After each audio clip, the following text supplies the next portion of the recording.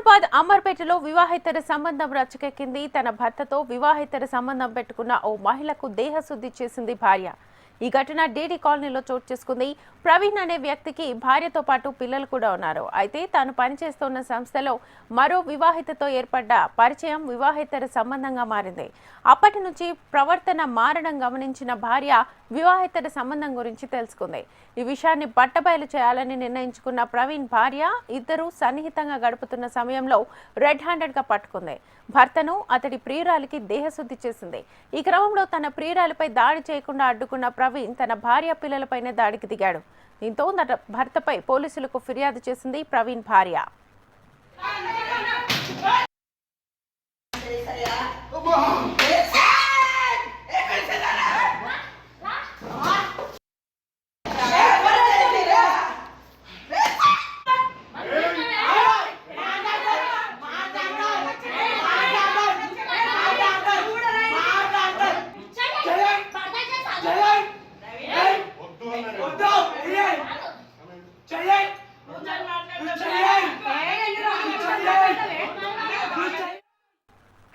హైదరాబాద్ అమర్పేటలో వివాహేతర సంబంధం రచ్చకెక్కింది. తన భర్తతో వివాహేతర సంబంధం పెట్టుకున్న ఓ మహిళకు దేహశుద్ధి చేసింది భార్య.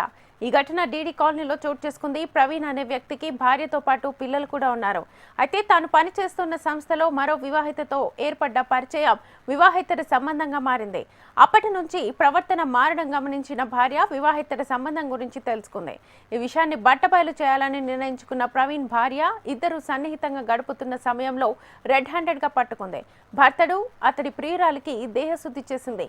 ఇక ఈ క్రమంలో తన ప్రియురాలపై దాడి చేయకుండా అడ్డుకున్న ప్రవీణ్ తన భార్య పిల్లలపైనే దాడికి దిగాడు. దీంతో తన భర్తపై పోలీసులకు ఫిర్యాదు చేసింది ప్రవీణ్ భార్య.